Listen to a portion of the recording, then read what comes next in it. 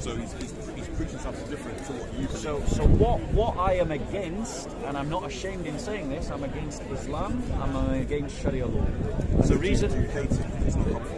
I hate it, yes, as an ideology. So you and as hate a system. Mohammed, peace be upon him? No, I don't. You see, you literally, I'm saying one thing, you're ignoring what I'm saying, and then you're putting words in my mouth. So listen to my words and engage with what I'm saying, rather than just using it for your own soundbite. I do not hate Mohammed, I can't hate Mohammed because I don't know him. But I hate the ideology of Islam, and I hate Sharia law, and I hate it for three reasons actually. Firstly, I hate it because it is not true and it leads people into falsehood. Secondly, is because it leads people into degenerate behaviour, such as abortion and polygamous marriage, and persecuting and discriminating Christians. And three, because Sharia law is an apartheid system that would seek to make me as a Christian a second-class citizen in an Islamic state.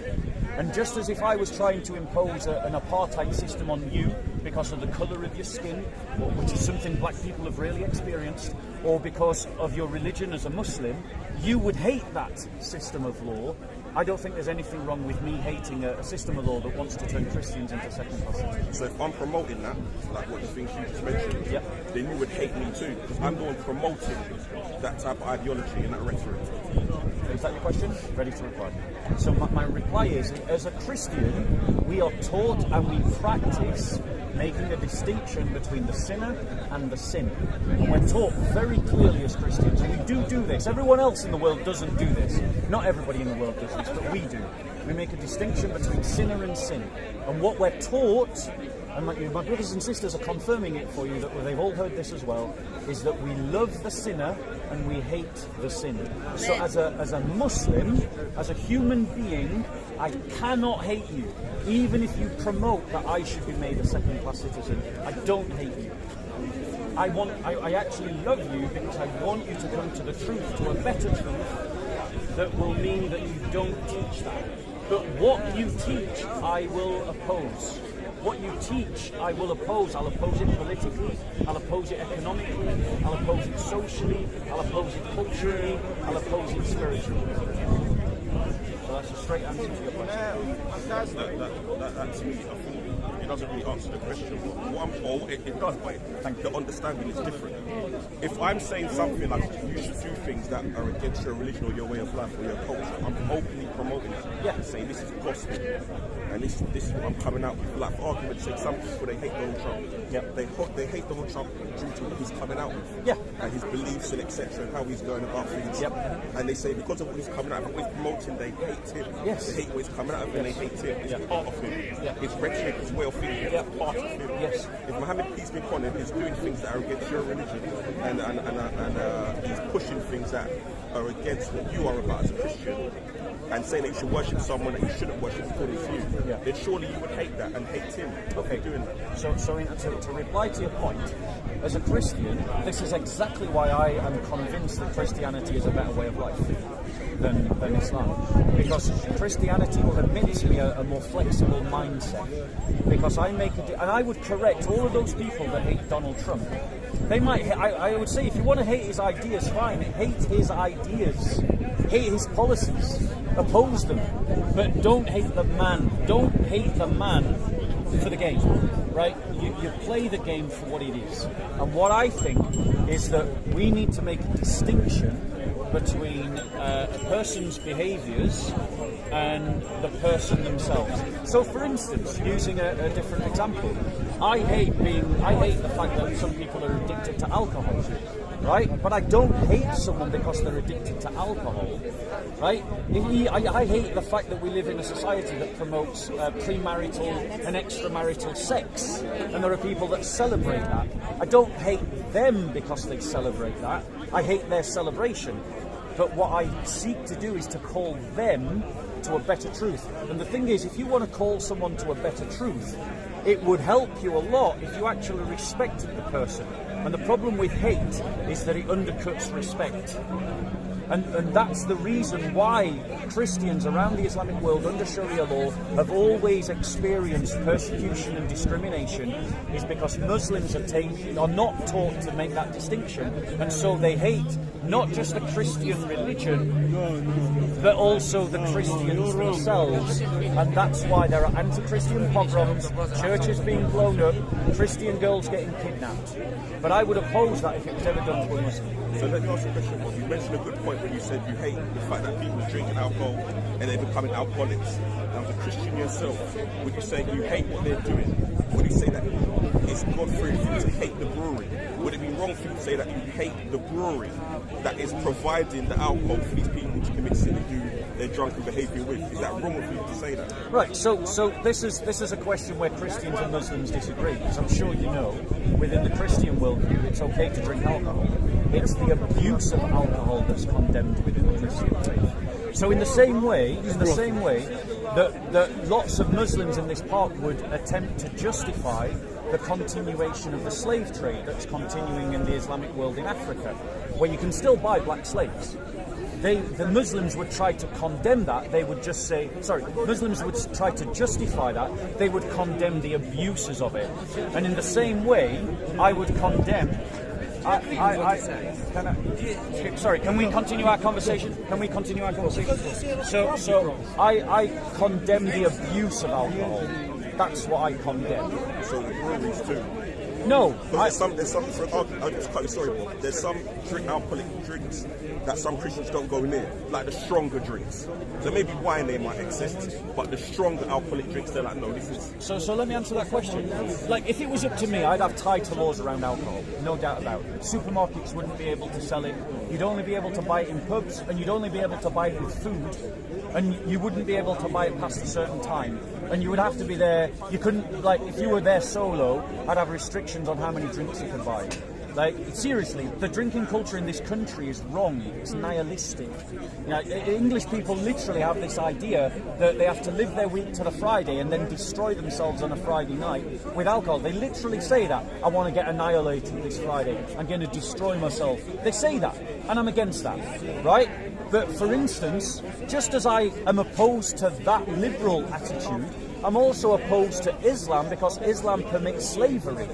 Islam permits the buying and selling of human beings as slaves.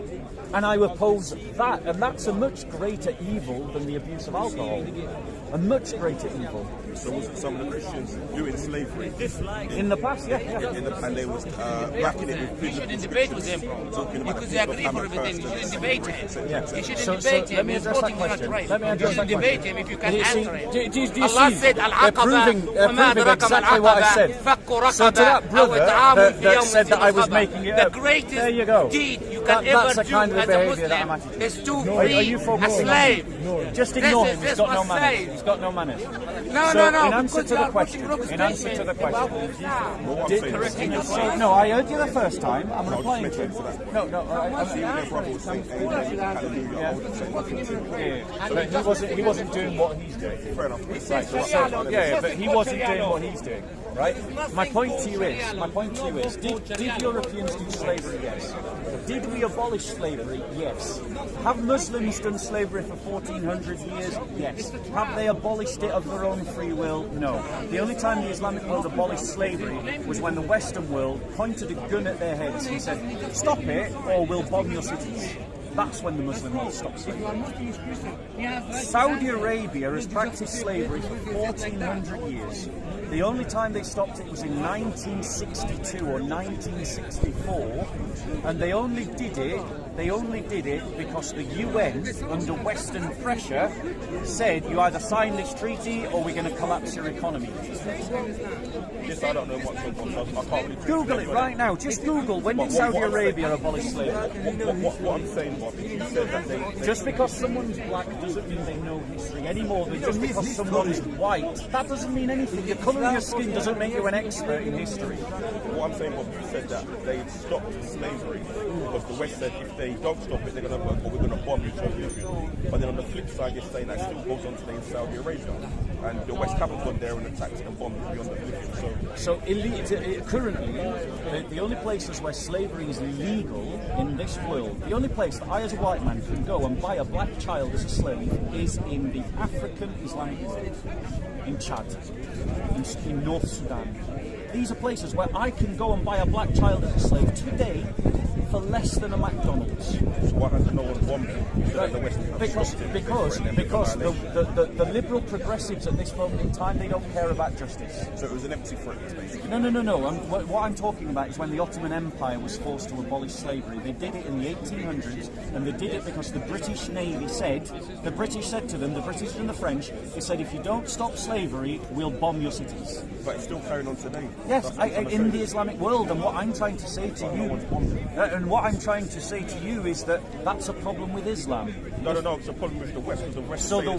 it's the West's fault that the Islamic world has continued the slave trade. No, what I'm trying to say, I agree, we should be harder on the Islamic world. What I'm saying is that you're saying that they threaten them that if it's going to carry on, that they're going to bomb them. The past. What you're saying is it's still carrying on today. It is, yeah. I'm saying, why have they not bombed us? I agree. The Western world should be far harder on any Islamic country that still has slavery as a legal practice. And we should not be frightened to topple governments, and we shouldn't be frightened to collapse economies, and we shouldn't be frightened to kill leaders. Any leadership or government in the Islamic world, like ISIS, that tried to re-establish the slave trade, that continues in the slave trade, I personally believe in Western intervention, and we should force them that if they can't be the better human being that they should be because of Islam, that we should force them to be better human beings by ending the slave trade at the point of a gun. So when they was defending slavery in regards to the Hamites or the people of Ham and so forth, was that wrong of those Christian preachers doing Absolutely it was. And the thing is, what you probably don't know, but this is an interesting fact of history that you should go away and look at, is that in American museums they have what are called slave Bibles. And what happened is that when they gave the slave Bibles to the slaves, they actually took out huge numbers of verses because they realised that if they gave them the Bible without editing it, the people would read the Bible and realise that slavery is wrong. And you can see those Bibles in American museums today. They're called slave Bibles, and they're edited Bibles where they take out whole passages, entire chapters and verses of the Bible, because they knew if they just gave them the Bible without editing those verses out, the slaves would get the idea that slavery is wrong. And that says to you everything you need to know about the Bible. So yes, those slave owners and slave traders that said, that slavery is okay because of the curse of Ham, they were wrong, utterly wrong. And interestingly, that interpretation is a very late interpretation, and it comes actually out of the Enlightenment, because the categories of race that we all think in today isn't actually a Christian idea, it's an Enlightenment idea. Christians had no concept prior to the Enlightenment of these categories of race. Nobody did. But it talks about different cultures in the Bible. Different cultures, so different the Hamites, nations. it talks about different nations. Yeah. So what I'm trying to say is, it talks about, not that I'm completely clued up on this, but it talks about some people, that some nations they're cursed, and they're not on the same level. Yeah.